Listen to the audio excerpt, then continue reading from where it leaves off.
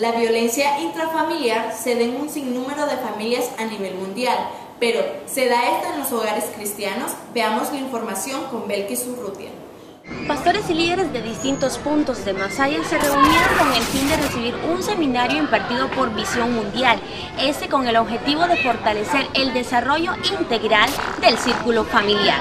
La violencia intrafamiliar es un problema mundial que debe ser una de nuestras principales prioridades a erradicar. Las estadísticas determinan que de enero a marzo del 2011 se reportaron 5.897 casos y una mínima baja se observa en el mismo periodo del 2012, con 5.816. Estamos hablando de apenas 81 casos menos, donde el 60% de los agresores regresaron sin ningún problema a las calles. Sufrir de violencia intrafamiliar no excluye nivel social, religiosidad o color, simplemente se da. Asombrosamente también se presenta en las familias cristianas e incluso pastorales. La pregunta del millón es la siguiente: ¿qué hacen los cristianos ante tales circunstancias? La Biblia nos enseña a perdonar, pero también hace énfasis en que Dios no tolera la injusticia. Por este motivo, la organización cristiana humanitaria Visión Mundial se dedica a trabajar con la gente más vulnerable, creando soluciones dentro de las comunidades para aminorar la pobreza y promover la justicia. No obstante, Visión Mundial realiza diversos programas en contra de la violencia intrafamiliar, con el propósito de fortalecer y ampliar nuestros conocimientos y así prevenir la violencia de los niños, mujeres y hombres desde un punto de vista bíblico. Hay un tema pues que generalmente no lo abordamos en la sociedad, es este tema de la violencia desde las iglesias. La gente piensa, ¿verdad?, que como somos cristianos somos todos buenos, pero resulta que hay momentos en que la vida cotidiana también se hace violenta. Entonces Visión Mundial ha querido patrocinar una serie de formación en la que estamos abordando diferentes temas: consejería familiar, el plan de Dios para la familia. Estamos abordando la violencia contra los niños, la violencia contra los adolescentes, la violencia contra las mujeres.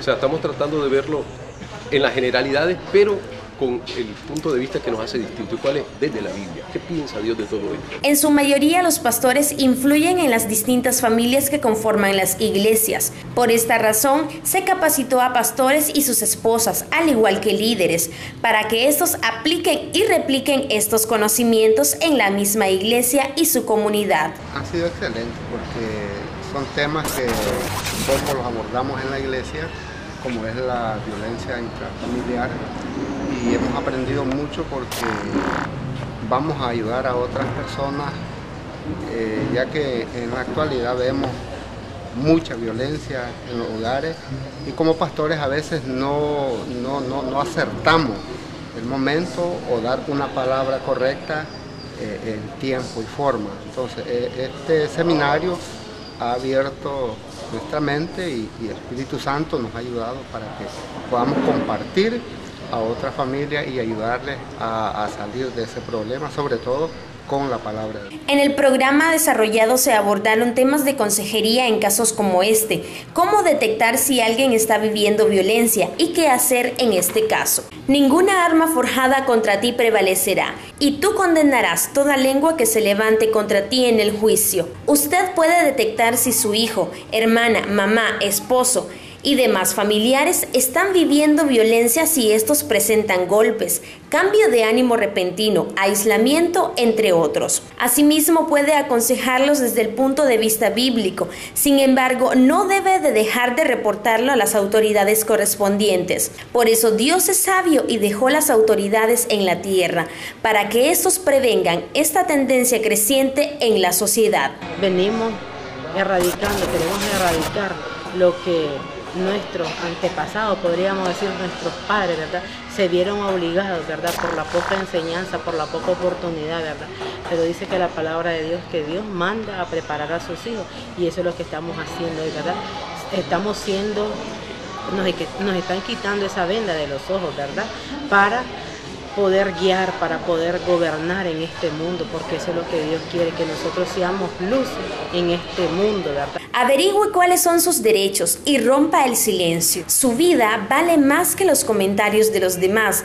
No tema o se avergüence de decir que está viviendo violencia. Juntos demos conciencia a los demás de este problema, porque este es el primer paso y el cambio seguirá. Para Más Vida, Buenas Nuevas de Bendición, informó Belkis Urrutia.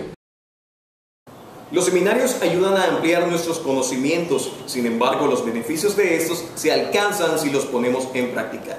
Esto y más con Belkis Urrutia. Las críticas son necesarias, la persecución es necesaria, la calumnia es necesaria, el padecimiento por la obra de Cristo es necesario, porque eso me hace entender a mí, como el apóstol Pablo entendió, que en él estaban los padecimientos de Cristo.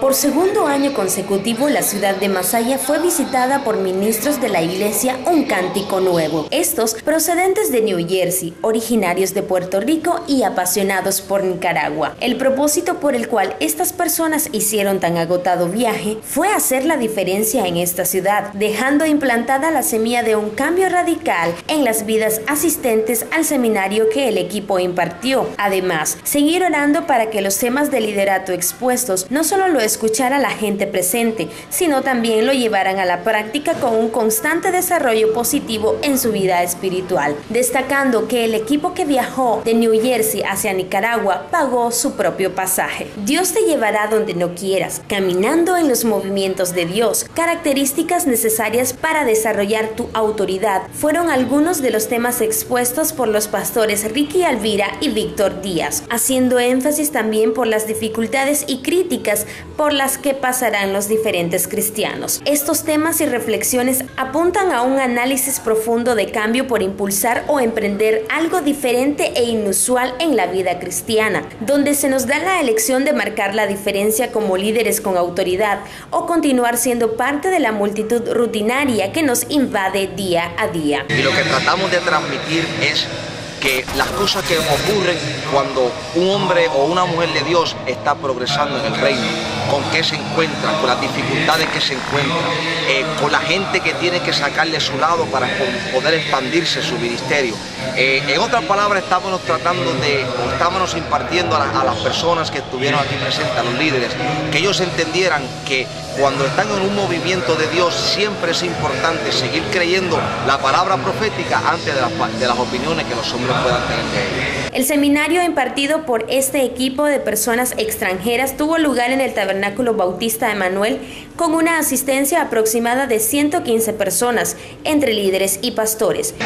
El poder de la impartición que están haciendo los pastores, el pastor Ricky Alvira es un hombre ciertamente, podemos decir que imparte y estimula a los ministros. Está trayendo una palabra poderosa y está afirmando a los pastores su ministerio y al mismo tiempo también animándonos a esperar en Dios, porque ciertamente Dios, si nos ha llamado, Él también nos va a sostener en estos tiempos difíciles. ¿Y cuál es el mensaje, pastor, que ha quedado impregnado dentro de sus corazones?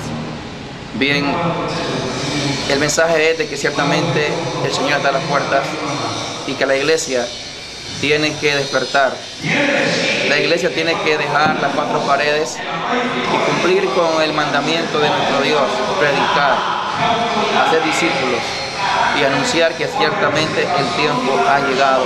Luego de enriquecerse de los temas abordados, estos tuvieron un momento fraternal, disfrutando de un almuerzo obsequiado por los representantes de la iglesia Un Cántico Nuevo. Más Vida, Buenas Nuevas de Bendición te invita a no solo ser parte de los diferentes seminarios a los que eres llamado, porque no se trata de asistir, escuchar y poner en práctica un día lo aprendido, para que después de un tiempo se te olvide lo enseñado, sino analizar el contenido de estos, orar para que Dios ilumine tu mente y entiendas cuál es la razón por la que formaste parte de estos seminarios. Para Más Vida, Buenas Nuevas de Bendición, informó Belkis Urrutia. Quiere decir que este silencio es un proceso de su vida para él alcanzar otro nivel mayor y tú y yo vamos a llegar con él cuando aprendemos a callar. continuación les presentamos la segunda parte del reportaje acerca de la persecución a los cristianos alrededor del mundo, a cargo de Mauricio Méndez. Estimados hermanos, no se sorprendan con la dolorosa prueba por la que están pasando como si fuera algo extraño. Más bien, alégrense de compartir los sufrimientos de Cristo para que estén llenos de alegría el día en que Él aparezca en su gloria. Con estas palabras, Pedro, uno de los 12 discípulos de Jesús, animó y afirmó en la fe a la comunidad de creyentes que habitaban Roma en la época del emperador Nerón, en la cual se originó una de las más famosas y quizá la más temprana de las persecuciones, en la cual los cristianos fueron reprimidos y usados como chivos expiatorios que en principio satisfacieron la ira del pueblo. Puesto que el cristianismo era considerado ilegal en el imperio, los cristianos debían ocultarse realizando sus reuniones de culto en secreto, utilizando símbolos que a ojos de los romanos no fueran evidentes, como el símbolo del pez, ictis en latín o exoie en griego, acrónimo que significaba para ellos Jesucristo, Hijo de Dios, Redentor. La historia menciona 10 grandes persecuciones romanas contra el cristianismo, generalmente denominadas con el nombre de los emperadores que las decretaron: las de Nerón, Domiciano, Trajano, Marco Aurelio, Septimio Severo, Maximiano,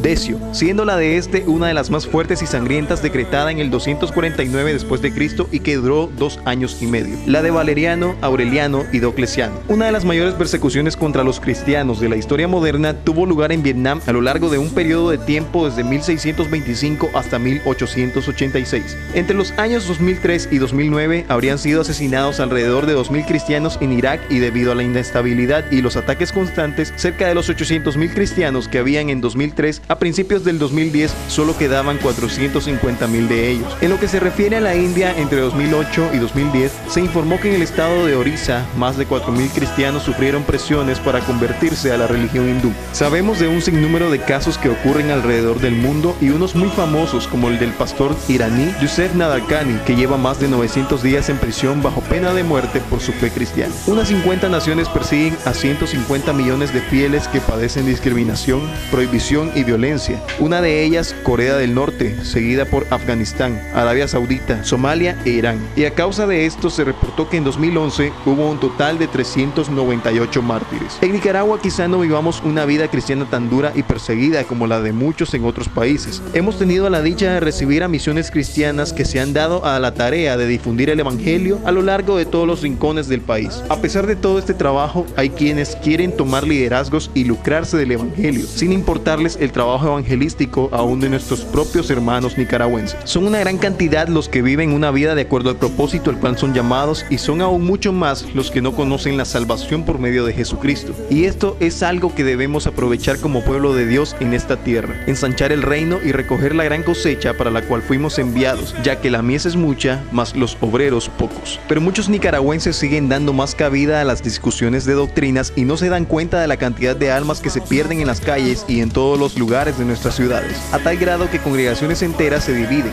ministerios evangelísticos se disuelven y muchos desertan de su fe, cuando por todo el mundo, a causa del sufrimiento, creyentes se unen y crecen en amor dando fe del verdadero evangelio. Un fenómeno está atacando hoy en día a nuestras congregaciones, y este también ha sido la causa de que muchos de los que fueron víctimas de persecución se conviertan en victimarios: el sectarismo. El sectarismo es la intolerancia, discriminación u odio que surgen de dar importancia a las diferencias percibidas entre diferentes grupos sociales, políticos o religiosos. Este fenómeno es la causa de que grupos discriminen y dividan la iglesia, por el hecho de no estar de acuerdo a las doctrinas impuestas por ellos, imitando así a los grupos religiosos que vituperan al pueblo de Dios. Ustedes son la sal de la tierra, pero si la sal pierde su sabor, ¿cómo podría volver a ser salada? En la Biblia encontramos exhortaciones a volver nuestras vidas a Dios, predicar el evangelio y rogar por los que sufren haciéndolo.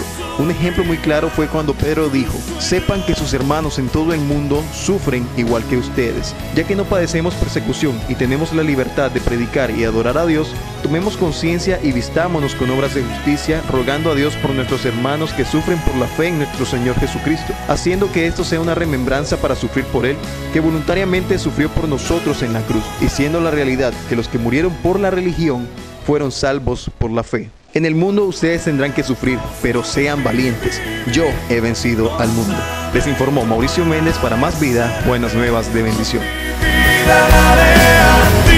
En todo tiempo seré tuyo, una ofrenda me entrego a ti.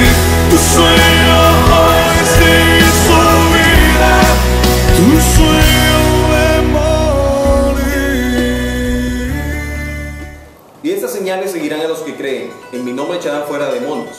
Hablarán nuevas lenguas. Tomarán en las manos serpientes y si bebieren cosa mortífera no les hará daño. Sobre los enfermos pondrán manos y sanarán. Marcos 16, 16 y 17. Si puedes creer, al que cree todo le es posible. Fue el lema principal de 2 días de milagro y evangelismo. No se muevan, ya regresamos.